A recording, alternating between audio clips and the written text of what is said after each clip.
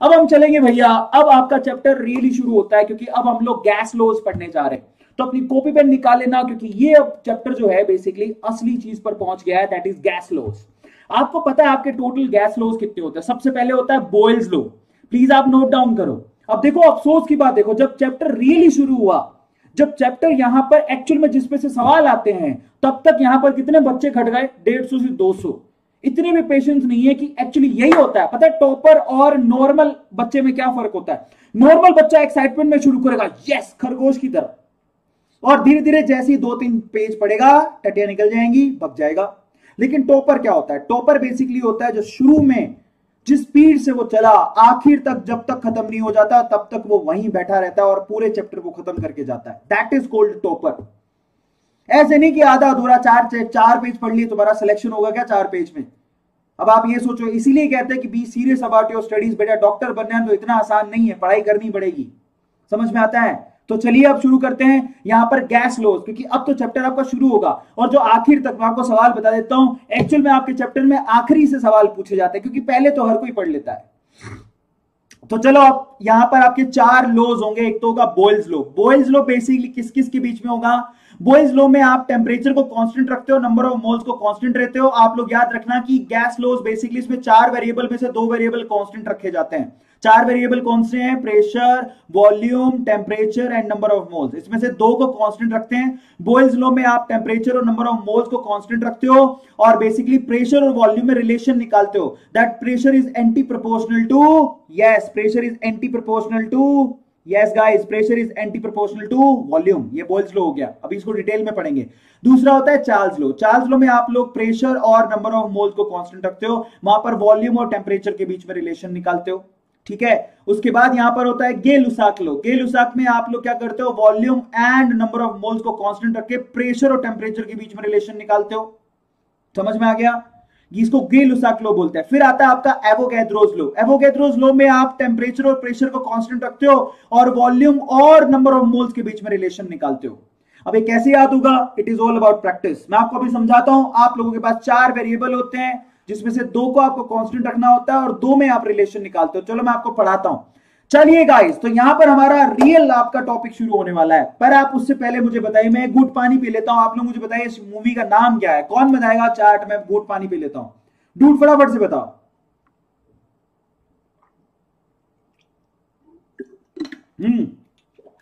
इस मूवी का नाम क्या है? किस किसने देख रखी है मूवी? बताओ, शुरू करें। कौन बताएगा सबसे पहले? इस मूवी का नाम कौन बताएगा? देखें इस मूवी का नाम क्या है। कोई नहीं बच्चा, जानते हो कि नहीं जानते हो? जल्दी से बताओ। अच्छा नहीं पता, नहीं पता। ये मोइना है, मोइना। मोइना, यस बिल्कुल सही बात है। मोइना नहीं है? अच्छा कौन है? पता नहीं मुझे। मोइना नहीं है ये बेटी, नार्निया।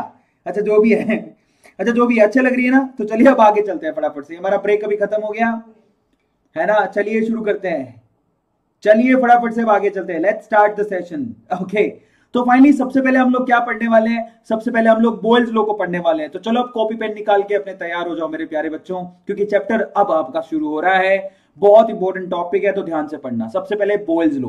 बॉयल्स लॉ में बेसिकली लिखा जाता है for a given mass of gas. अगर आपने लिख दिया कि for a given mass of gas, mass अगर गिवन है इसका मतलब क्या हो गया? आप मास को चेंज नहीं कर सकते, और अगर मास चेंज नहीं होगा तो नंबर ऑफ मोल्स भी कांस्टेंट रहेंगे। और वो कहता है कि एट अ कांस्टेंट टेम्परेचर, इसका मतलब आपने टेम्परेचर को भी क्या कर दिया? कांस्टेंट। तो यहां पर कहता है कि अगर आपने टेम्परेचर और नंबर ऑफ मोल्स को कांस्टेंट किया तो प्रेशर एक्चुअली वॉल्यूम के एंटी प्रोपोर्शनल होगा। तो यहां पर बॉयल्स लॉ के केस में pressure is anti proportional to volume. In that case आप टेम्परेचर और नंबर ऑफ मोल्स को क्या रखते हो? कांस्टेंट। अगर मैं प्रोपोर्शनलिटी साइन हटा दूं तो प्रेशर इज इक्वल टू क्या लिख सकता हूं? के बाई वी, यस और no. Pressure is equal to क्या लिख सकता हूं? K by we. अब आपको मैं एक बार समझा रहा हूं, उसके बाद चीजें आसान है सबकी सब। अब जरा सोचिए, आप लोगों को आइडियल गैस इक्वेशन तो पता ही है, क्या है? PV is equal to nRT, yes और नो। मैं चाहता हूं कि मैं इस आइडियल गैस इक्वेशन को ऐसे लिख दूं जैसे आप इसमें कंपैरिजन कर सको, ये इक्वेशन नंबर 1 से कंपैरिजन कर सको। तो क्या करूं? प्रेशर इज इक्वल टू, अगर मैं ऐसे लिख दूं, जरा आप ध्यान से समझिएगा। अगर मैं प्रेशर इज इक्वल टू लिख दूं, क्या लिखूं जरा आप चेक करो, that is nRT into 1/V। कोई प्रॉब्लम तो नहीं है? समझ में आता है? वॉल्यूम को वहां पे ले गया। अब आप जरा चेक करो, अगर मैं इक्वेशन नंबर 1 और इक्वेशन नंबर 2 में कंपैरिजन करना चाहूं, let's comparison between equation number 1 and equation number 2, तो आप देखो यहां पर आपने लेफ्ट हैंड साइड में क्या लिखा, प्रेशर, यहां पर क्या लिखा, प्रेशर, राइट हैंड साइड में आपने क्या लिखा, 1/v, यहां पर लिखा 1/v, तो k किसके बराबर हो गया, तो बेसिकली k किसके बराबर हो गया, nRT के, यस और नो। तो बेसिकली आपको खुद से ही पता है यार, यहां पर मोल्स, आर की वैल्यू और टेम्परेचर कांस्टेंट है जो k के बराबर है। तो अगर मैं कहूं कि जो आपका जो k है बेसिकली वो टेम्परेचर के डायरेक्टली प्रोपोर्शनल है, अगर मैंने टेम्परेचर भी चेंज करा तो जरा समझना, ये बहुत काम आएगा। तो यहां पर जो k की वैल्यू है टेम्परेचर के डायरेक्टली प्रोपोर्शनल है। अब ये k का क्या मीनिंग है मैं आपको समझाता हूं अभी थोड़ी देर में, पर ये समझ लेना आपके पास काम की चीज ये है कि यहां पर जो आपने कांस्टेंट लिया है k, वो टेम्परेचर के डायरेक्टली प्रोपोर्शनल है, अगर गैस आपके मोल्स और आर की वैल्यू तो कांस्टेंट है ही। तो यहां पर देखो अब मजे की बात आएगी, जो भी खेला जाएगा वो इसी के साथ खेला जाएगा। तो अब आप एक लाइन की इक्वेशन को देखो, आपके पास इक्वेशन दे रखी है P = K × 1/v, ये है आपकी इक्वेशन जो कि किसको रिप्रेजेंट करती है, ये रिप्रेजेंट करती है बोयल्स के लॉ को। अगर मैं इसकी कंपैरिजन इससे कर दूं, y = m × x, yes, y = m × x, तो आपके पास ये जो इक्वेशन दे रखी है, इक्वेशन नंबर 1, ये एक लाइन का इक्वेशन है, यस और नो, ये लाइन का इक्वेशन है। और अगर ये लाइन का इक्वेशन है तो यहां पर एक लाइन की इक्वेशन को ड्रॉ कर सकते हो, कैसे, y की जगह क्या लोगे, प्रेशर, यस, x एक्सिस की जगह क्या लोगे, 1 वॉल्यूम, यस, और ये एक लाइन का इक्वेशन है जिसकी स्लोप कितनी है, k, यस, और क्योंकि ये y = m एक ऐसी लाइन की इक्वेशन होती है जो कि ओरिजिन से जाती है, यस और नो, बेटा पढ़ने वाले ध्यान से पढ़ लेना, तो ये लाइन आएगी कुछ ऐसी सीधी। मजे की बात यह है कि मान लेता हूं कि यहां पर टेम्परेचर T1 है और स्लोप इसका क्या है, यस, θ1, और वो किसके बराबर है, ये k किसके बराबर होगा, tan θ1 के, यस और नो। मैं आपको दोबारा समझा देता हूं, ध्यान से समझ लेना, जिसको समझ में नहीं आई, अभी तक सबको क्लियर है क्या, ध्यान से पढ़ लो। तो बेसिकली दोबारा समझाता हूं, यहां पर बोयल्स लॉ ये कहता है कि जो प्रेशर है वो डायरेक्टली प्रोपोर्शनल है 1/v के, या फिर एंटी प्रोपोर्शनल है v के। मैं इसको यू भी लिख सकता हूं, P = K × 1/v, proportionality sign हटा दो तो यहां पर k किसके बराबर होगा, nRT के, आइडियल गैस इक्वेशन के हिसाब से, मतलब बेसिकली k किसके प्रोपोर्शनल हुआ, टेम्परेचर के। अब ये जो लाइन आपकी इक्वेशन दिख रही है वो लाइन की इक्वेशन है, आप कंपैरिजन करो, y = m × x, बहुत तसल्ली से समझा रहा हूं। तो यहां पर एक लाइन ड्रॉ कर सकते हो, y की जगह क्या लिखोगे, प्रेशर, x एक्सिस की जगह क्या लिखोगे, 1/v, और ये लाइन की इक्वेशन जो कहां से जाएगी, ओरिजिन से। इसका स्लोप कितना है लाइन का, इस लाइन का स्लोप है k, यस और नो, इस लाइन का स्लोप क्या है, इस लाइन का स्लोप है k, जरा आप चेक करना, इस लाइन का स्लोप है k जो किसके बराबर होगा, tan थीटा के, और k किसके प्रोपोर्शनल है, टेम्परेचर के। अब मजे की बात देखो, यहां पर ये थीटा क्या है, ये वाला एंगल है। मैं मान लेता हूं कि मैंने टेम्परेचर T पे इसको ड्रॉ किया, T1 पे ड्रॉ किया। अब मैं मान लो कि मैंने अगर टेम्परेचर T1 नहीं, मैंने टेम्परेचर T2 कर दिया है, तो इक्वेशन कहां जाएगी, मैं कहता हूं T2 > T1। मैंने कहा कि मैंने टेम्परेचर बढ़ा दिया, मैंने अब टेम्परेचर कितना कर दिया है, T2, तो ऑब्वियसली जब आपने टेम्परेचर चेंज किया है तो ऑब्वियसली इसका k की वैल्यू चेंज हो जाएगी। तो वहां पर नया k क्या बनेगा, अगर T2 टेम्परेचर है तो नया स्लोप क्या होगा, K2, पुराने T1 के लिए स्लोप कितना था, K1। तो अब आपका स्लोप, अगर आपने टेम्परेचर बढ़ाया तो k की वैल्यू बढ़ेगी, मतलब इसका स्लोप बढ़ेगा। तो अब ये लाइन कहां जाएगी, बढ़े हुए स्लोप की तरफ। तो जरा देखो ये ऐसी होगी, जरा आप चेक करना, ये ऐसी, ये बेसिकली T2 टेम्परेचर पर मैंने ड्रॉ की है। तो मतलब समझो यहां पे अगर मैंने टेम्परेचर बढ़ाया, अगर कोई आपको ग्राफ दे दे, जरा समझो, अगर मैंने टेम्परेचर बढ़ाया तो k की वैल्यू बढ़ेगी, मतलब स्लोप बढ़ेगा।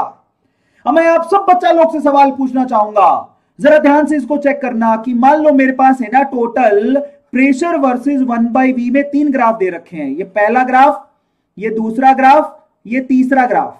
मैं आपसे कहूं कि ये टेम्परेचर T1 पे बना है, ये टेम्परेचर T2 पे बना है, ये टेम्परेचर T3 पे बना है, तो बताओ T1, T2, T3 में सबसे बड़ा कौन और सबसे छोटा कौन। तो आप क्या कहोगे, जो देखो जिसकी स्लोप बड़ी वो टेम्परेचर सबसे बड़ा। तो मैं कहूंगा कि यहां पर टेम्परेचर T1 की वैल्यू सबसे ज्यादा है, फिर T2 की वैल्यू है, फिर T3 की वैल्यू है। क्यों, क्योंकि temperature is directly proportional to K, और K is directly proportional to temperature. K क्या है, स्लोप ऑफ द लाइन। बहुत इंपॉर्टेंट है भैया, इस पे से सवाल आते हैं। 100% इसमें से सवाल आएंगे। अगर मैं कहूं कि सबसे बड़ा टेम्परेचर बताओ तो सबसे बड़ा टेम्परेचर T1 है, क्योंकि उसकी स्लोप बहुत ज्यादा है। आया समझ में? Now this is one of the most important question, जो कि नीट का सवाल है। नीट के अंदर पिछले 10 साल में 2 बार यह सवाल आ चुका है। आया सबको समझ में? तो चलो मैं एक बार और आपको रिपीट करा देता हूं फटाफट से, जरा समझो। बोयल्स लॉ में आप टेम्परेचर को कांस्टेंट रखते हो।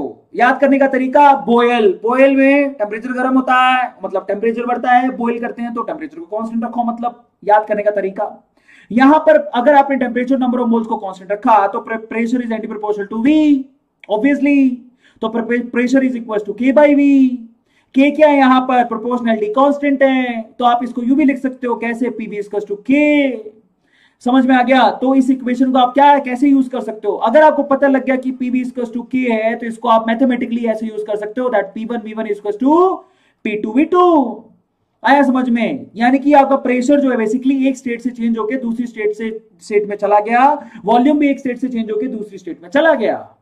यानी कि इस इक्वेशन, आप ये मैथमेटिकल इक्वेशन यूज कर सकते हो बॉयल्स लॉ में, that P1 V1 equal to P2 V2। अब ग्राफिकल रिप्रेजेंटेशन का मतलब समझो। आप यहां पर जो ग्राफ बनाते हो उसको आइसोथर्म ग्राफ बोलते हैं। क्या कहते हैं? आइसोथर्म। ठीक है, क्यों कहते हैं? क्योंकि यहां पर टेम्परेचर कांस्टेंट होता है। आपके पास जो लाइन की इक्वेशन बनेगी कुछ इस तरह से, यही मैं आपको बताया था। देखो, अगर मैंने T1 टेम्परेचर पे एक लाइन बनाई, T2 टेम्परेचर पे दूसरी लाइन बनाई और T3 टेम्परेचर पर तीसरी लाइन बनाई, तो मैं गारंटी के साथ कह सकता हूं कि T3 की वैल्यू सबसे ज्यादा होगी।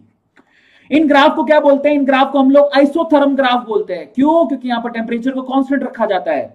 तो अगर कोई पूछे कि आइसोथर्म ग्राफ किसके लिए बनाए जाते हैं, तो आइसोथर्म ग्राफ यहां पर बॉयल्स लॉ के लिए बनाए जाते हैं। आप लिख लो, काम आएगा। सबको समझ में आ गया? यस। तो फाइनली इसका कंपैरिजन किसके थ्रू होता है? PV इक्वल टू nRT से होता है। यहां पर मैं साफ साफ बता चुका हूं कि अगर आपने टेम्परेचर बढ़ाया तो स्लोप बढ़ेगा, अगर आपने टेम्परेचर बढ़ाया तो स्लोप बढ़ेगा। बार बार बोल रहा हूं, बॉयल्स लॉ में अगर आपने टेम्परेचर बढ़ाया तो K की वैल्यू इंक्रीज होगी। K क्या है? Slope of the line. Slope of line K को कैसे लिखते हैं? tan थीटा से। मैथ वाले बच्चे, थोड़ा बहुत मैथ तो पढ़ा होगा। चलिए अब आगे चलते हैं, हमारी आइसोथर्म खत्म हो गई। तो बेसिकली बॉयल्स लॉ में क्योंकि टेम्परेचर कांस्टेंट रखा जाता है, तो इसी को हम लोग आइसोथर्म कहते हैं। यहां पर मजे की बात है कि अगर आपने प्रेशर को इंक्रीज किया तो वॉल्यूम पक्का घटेगा। अगर आपने वॉल्यूम 0 कर दिया तो प्रेशर की वैल्यू इन्फिनाइट हो जाएगी, और अगर आपने वॉल्यूम इन्फिनाइट कर दिया तो प्रेशर की वैल्यू 0 हो जाएगी। और अगर मैं आपसे बोलूं, जरा समझो इसको, अभी थोड़ी देर पहले मैंने जो ग्राफ बनाया था वो P वर्सेस 1/V बनाया था, तो ग्राफ आपका कैसा आ रहा था? Straight line. लेकिन अगर मैं ग्राफ यहां पर P वर्सेस V बनाऊं तो ग्राफ कैसा आएगा? P versus V graph. अगर आपने प्रेशर बढ़ाया तो वॉल्यूम की वैल्यू घटेगी, तो ग्राफिकल रिप्रेजेंटेशन कैसा होगा? रेक्टेंगल हाइपरबोला, ऐसा ग्राफ आएगा। यस, रेक्टेंगल हाइपरबोला ग्राफ आएगा। मैं आपको दिखा देता हूं, this is called rectangle hyperbola. आप प्लीज इसको नोट डाउन कर लो कि अगर आपने यहां पर प्रेशर वर्सेस वॉल्यूम ग्राफ बनाया तो वो रेक्टेंगल हाइपरबोला ग्राफ आएगा। ये सवाल बहुत बार पूछा जाता है, दोनों में कंपेयर कर देता हूं। यहां पर मैंने जो पहले ग्राफ बनाया था वो P वर्सेस 1/V बनाया था, तो वो आ रही थी स्ट्रेट लाइन। अभी आप ग्राफ बना रहे हो P वर्सेस V, तो वो आएगा rectangle hyperbola. Are you getting my point? ये मतलब निकलता है इसका। तो बॉयल्स लॉ हमारा खत्म हो गया। अब हम बात करेंगे यहां पर चार्ल्स लॉ की। चलो फटाफट से चार्ल्स लॉ पे। Are you guys ready for the Charles law? कौन कौन तैयार है एकदम चार्ल्स लॉ के लिए? भैया बहुत इंपॉर्टेंट, अपनी कॉपी के अंदर लिखते जाना। Now we are going to study the Charles law. Now what do mean by Charles law? ये देखिए क्या कहता है। For a given mass of gas, अगर मास गिवन है गैस का, इसका मतलब नंबर ऑफ मोल्स क्या हो गए? Constant. For a given pressure, Charles law में क्या चीज आप कांस्टेंट रखते हो? प्रेशर को। भैया याद कर लो, चार्ल्स लॉ में प्रेशर कांस्टेंट रखा जाता है। In that case volume is directly proportional to temperature. Volume Charles law में टेम्परेचर के डायरेक्टली प्रोपोर्शनल होता है। याद करने का तरीका क्या है? आपको सबको पता है, PV इक्वल टू nRT। अगर मैं यहां पर कह दूं कि नंबर ऑफ मोल्स कांस्टेंट है, प्रेशर कांस्टेंट है, तो वॉल्यूम किसके प्रोपोर्शनल हो गया? टेम्परेचर के, सीधे सीधे। क्या कोई डाउट है? तो चार्ल्स लॉ के केस में प्रेशर इज डायरेक्टली प्रोपोर्शनल। जरा आप समझना, प्रेशर तो कांस्टेंट है। चार्ल्स लॉ के केस में आप लोग किस चीज को कर रहे हो? जरा आप चेक करना। चार्ल्स लॉ के केस में आप लोग प्रेशर को कर देते हो कांस्टेंट, नंबर ऑफ मोल्स को कर देते हो कांस्टेंट। तो यहां पर वॉल्यूम किसके प्रोपोर्शनल हो जाता है? टेम्परेचर के। आप लोग याद रखो किसको चार्ल्स लॉ कहते हैं, या आप इसको क्या कह सकते हो? P equal to KT। Yes और नो? अब कंपैरिजन करो। आपको आइडियल गैस इक्वेशन पता है, PV equal to nRT। Yes और नो? अगर मैं इसको एक एज इट इज बनाना चाहूं तो क्या करूं? V equal to nRT by P into T लिख दूं, कोई प्रॉब्लम तो नहीं है, पी को इधर ले गया। अब मैं इसको लिख सकता हूं P equal to K into T, तो के किसके बराबर आ गया, के आ गया एन आर बाई पी के इक्वल। और अब मजे की बात देखो, इसका मतलब क्या हो गया, K is directly proportional to 1 by P. मतलब अगर आपने प्रेशर को बढ़ाया तो के की वैल्यू घटेगी, मतलब स्लोप घटेगा। ये बहुत इंपॉर्टेंट चीज है जो आप लोगों को नोट डाउन करनी है, जरा समझ लो। इसको क्या कहते हैं, उसको आइसोथर्म कहते थे, इसको आइसोबार ग्राफ बनाने वाले हैं। कौन से ग्राफ, आइसोबार। अब आप इसका कंपैरिजन करो, मान लो ये y है, ये m है और ये x है, तो आप क्या करोगे, यहां पर एक स्ट्रेट लाइन बनाओगे जो ओरिजिन से जाएगा, y एक्सिस पे क्या लिखोगे, वॉल्यूम, x एक्सिस पे क्या लिखोगे, टेम्परेचर, और एक ऐसी लाइन आएगी जो कि कहां से जाएगी, ओरिजिन से, जिसका स्लोप क्या होगा, k। अब आप लोग बताइए, इसका स्लोप अपन k मान लेते हैं, ठीक है। अब मैं मान लेता हूं कि इसको हमने कौन से प्रेशर पे ड्रॉ किया है, इसको हमने प्रेशर P पे ड्रॉ किया है, जरा आप चेक करना। ये मान लो प्रेशर P1 पे ड्रॉ किया गया है। अब मान लो कि मैं प्रेशर बढ़ा दूं, अगर मैंने प्रेशर बढ़ा के P1 से कितना कर दिया, P2, मैं कहता हूं कि P2 प्रेशर P1 से ज्यादा है, तो लाइन कहां जाएगी। मैंने आपसे पहले ही कहा था कि अगर आपने प्रेशर बढ़ाया तो स्लोप घटेगा, इसका मतलब लाइन घटेगी, नीचे की तरफ आएगी। अगर मैं प्रेशर बढ़ा दूं तो लाइन नीचे की तरफ आएगी, क्योंकि हम पहले ही पढ़ चुके हैं, अगर आपने प्रेशर बढ़ाया चार्ल्स लॉ के अंदर तो के की वैल्यू घटेगी, मतलब यहां पर स्लोप घटेगा। बहुत इंपॉर्टेंट है, प्लीज आप इसको नोट डाउन कर लो। आया सबको समझ में, अगर आप लोगों ने चार्ल्स लॉ के अंदर प्रेशर को बढ़ाया तो स्लोप घटेगा, ये हम प्रूव कर चुके हैं। तो अब मैं आपसे एक सवाल पूछता हूं, मेरे सारे बच्चे जवाब देंगे। I have a question for all of you. सवाल मेरा देखिए मैं क्या पूछ रहा हूं, जरा आप चेक करना। भैया सवाल तो इसी से आते हैं, जो टॉपर है वो समझ रहा होगा इस बात को। अब आप मैं आप सवाल पूछता हूं, मान लो कि आपने volume versus temperature graph plot किए 3, मान लो 3, ये पहला, ये दूसरा, ये तीसरा। पहला ग्राफ आपने प्लॉट किया P1 प्रेशर पे, दूसरा आपने P2 प्रेशर पे, तीसरा आपने P3 प्रेशर पे। तो मुझे बताइए what is the relation between P1 P2 and P3। P1 P2 P3 में क्या रिलेशन है, यहां पर जरा देखना, जिसका स्लोप सबसे कम उसकी प्रेशर की वैल्यू सबसे ज्यादा। क्यों, क्योंकि slope is anti proportional to pressure. तो P3 की वैल्यू सबसे ज्यादा होगी, फिर किसकी वैल्यू होगी, P2 की, फिर किसकी वैल्यू होगी, P1 की। बेटा नोट कर लो, ये पहले वाले से जस्ट उल्टा है, वहां टेम्परेचर था, यहां प्रेशर है।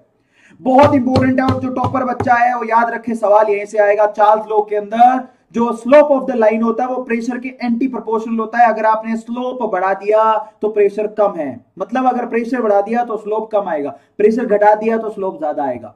Are you getting my point. तो चलो मैं आपको चार्ल्स लॉ को फटाफट से कवर करा देता हूं, बस ऐसे ही करके आपको सब पढ़ना होता है। चार्ल्स लॉ के अंदर आपके पास number of moles of pressure को कांस्टेंट रखा जाता है, जहां पर वॉल्यूम टेम्परेचर के डायरेक्टली प्रोपोर्शनल हो जाता है। V इक्वल्स टू KT भी लिख सकते हो उसको, या V by T equals to K भी लिख सकते हो, इसको यूज भी कर सकते हो ऐसे, V1 upon T1 is equals to V2 upon T2, ऐसे करके आप इसको यूज भी कर सकते हो। जब आप सवाल करोगे तो आप चार्ल्स लॉ में ऐसा कर सकते हो, जब आपके पास प्रेशर कांस्टेंट होता है, in that case pressure is always constant, that is called Charles law. यहां पर स्टेट वेरिएबल क्या होंगे, टेम्परेचर और वॉल्यूम ओनली। पहला स्टेट वेरिएबल T1 V1 से दूसरे में कहां चला जाएगा, T2 V2 की तरफ, और उसको मैथमेटिकली कैसे यूज करोगे, that V1 upon T1 equals to V2 upon T2, ऐसे यूज किया जाता है। अब यहां पर इसके ग्राफ बनाते हैं, जरा आप चेक करो। थोड़ी देर पहले इन ग्राफ को क्या बोला जाता है, इन ग्राफ को बोला जाता है आइसोबार ग्राफ। क्या बोला जाता है, आइसोबार। क्यों बार लिखा गया, क्योंकि यहां पर प्रेशर कांस्टेंट होता है, इनको आइसोबार ग्राफ कहा जाता है। मैंने कहा था आपसे, जरा चेक करो, अगर मैं यहां पर टोटल 3 ग्राफ बनाऊं, P3 पहला ग्राफ P3 पे बनाया, दूसरा ग्राफ P2 पे बनाया और तीसरा ग्राफ P1 पे बनाया, तो बताओ P1 P2 P3 में क्या रिलेशन है। पक्का यहां पर P1 क्या होगा, P2 और P3 से सबसे बड़ा होगा, क्योंकि उसकी स्लोप सबसे छोटी है। ये कहां से आया, आइडियल गैस इक्वेशन से आया। मैं आपको पहले ही पढ़ा चुका हूं, क्योंकि यहां पर बेसिकली अगर आप लोगों ने K की वैल्यू बढ़ाई, इसका मतलब P का वैल्यू कम होगा, या P की वैल्यू कम की तो K की वैल्यू बढ़ेगी। ये मैं आपको पहले ही करवा चुका हूं, सबको समझ में आया चार्ल्स लॉ। तो यहां पर P3 की वैल्यू सबसे छोटी होगी, P1 की वैल्यू सबसे ज्यादा होगी, वो डिपेंड करेगा कि आपने क्या लिखा है ना। बहुत बढ़िया। इन ग्राफ को क्या बोला जाता है, आइसोबारिक ग्राफ बोला जाता है। प्लीज आप इसको नोट डाउन कर लो, आइसोबार बोलते हैं इनको। तो चार्ल्स लॉ के अंदर अगर आप ध्यान से देखो, ये जितने भी कर्व होते हैं इनको आइसोबारिक कर्व कहा जाता है। अब मान लो कि आपके पास है ना, इन केस आपको टेम्परेचर यहां पर किस में दे दिया, डिग्री सेल्सियस में, मान लो डिग्री सेल्सियस में दे दिया, क्योंकि पहले तक जो टेम्परेचर था वो केल्विन के अंदर था।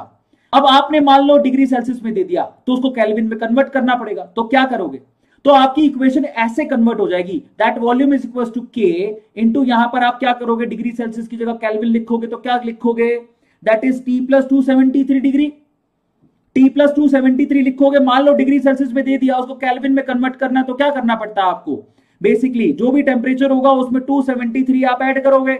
तो मैंने वही तो लिखा है, पहले क्या लिखा, that volume is equal to K into T, but अभी तो आपको की जो टी की वैल्यू वो डिग्री सेल्सियस में दे रखी है तो 273 जोड़ना पड़ेगा। अब मैं इसको थोड़ा सा सोल्व करूं तो कैसे लिखूंगा, v equal to K into T plus साथ में क्या लिखूंगा, k इंटू 273, यस और नो। अब बेसिकली इसका कंपैरिजन करो, ये किस में कन्वर्ट हो गई, that is y equal to, ये जरा चेक करना, this is m, this is x और प्लस दिस इज c।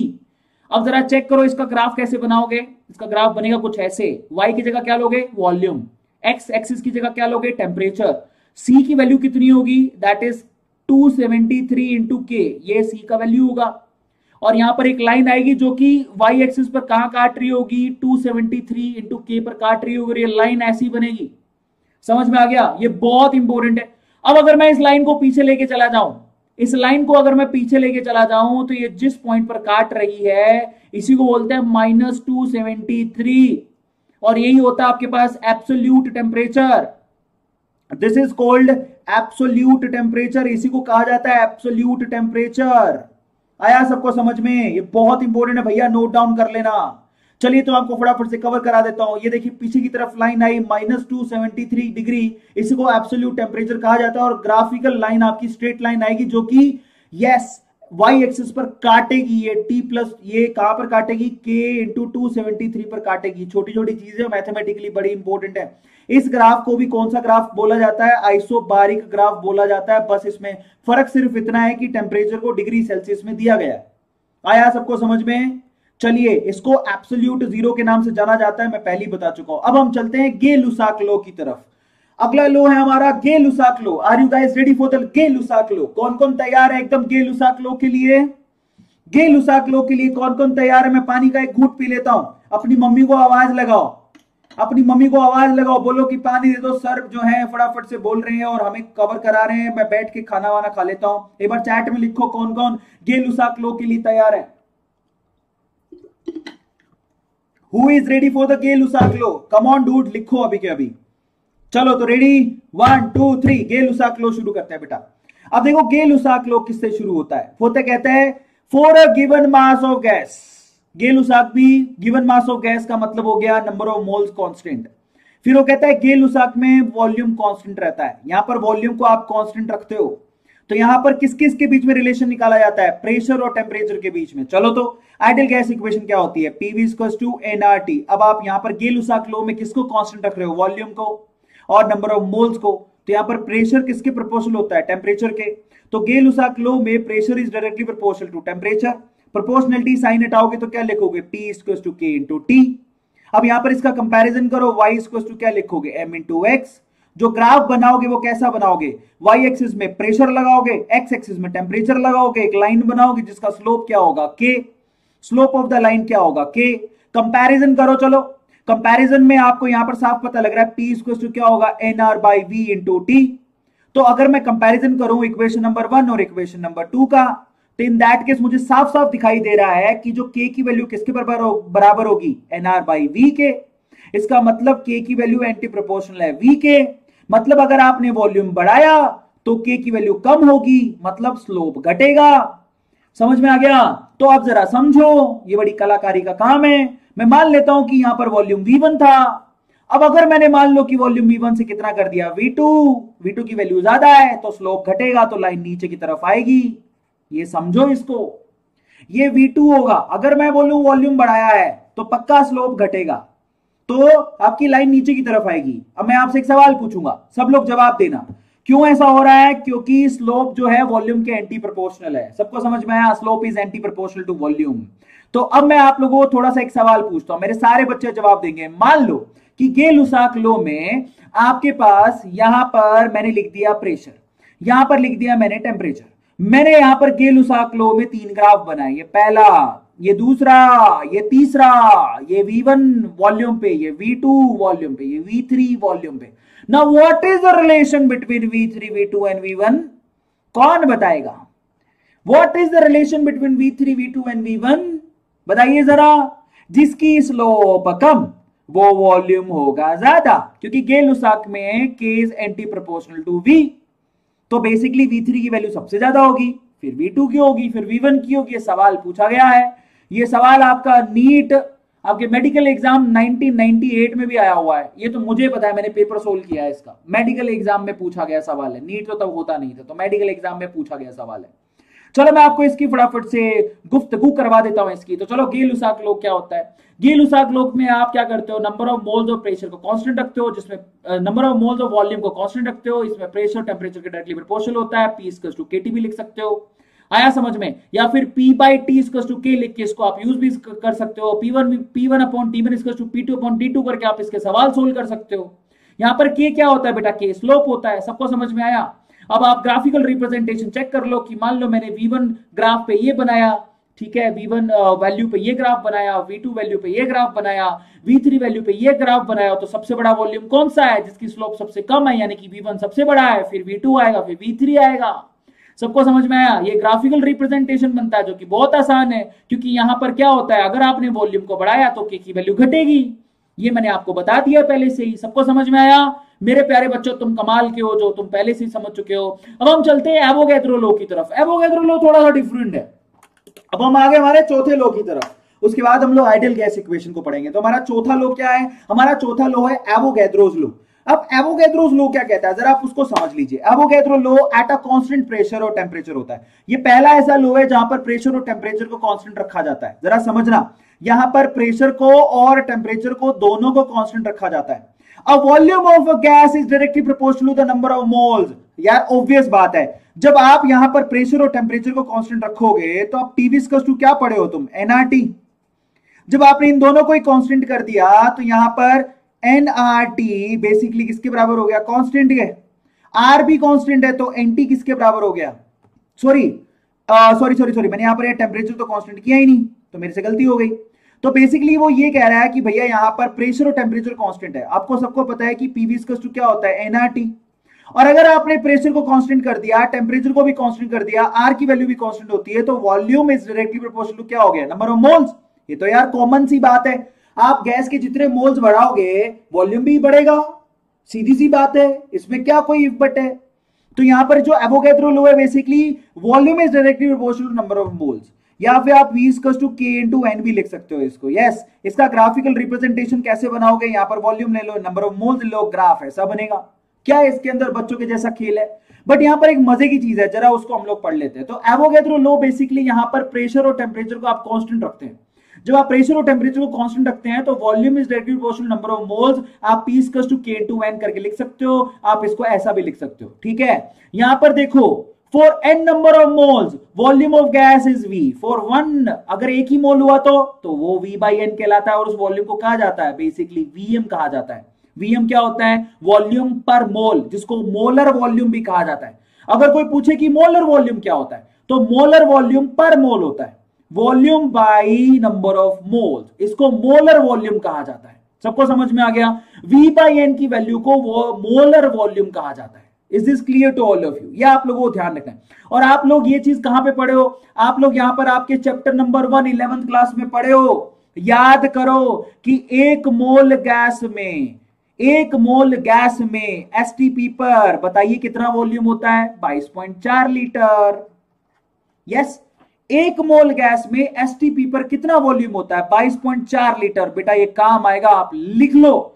इसमें से आप न्यूमेरिकल सोल्व कर सकते हो। STP का मतलब क्या होता है? उसमें प्रेशर कितना होता है? 1 atm। टेम्परेचर कितना होता है? 273 केल्विन। आपने प्रेशर और टेम्परेचर को क्या कर रखा है यहां पर? कांस्टेंट। तब आपको पता लगा कि एक मोल गैस के अंदर जो है 22.4 लीटर वॉल्यूम होती है। सबको समझ में आया?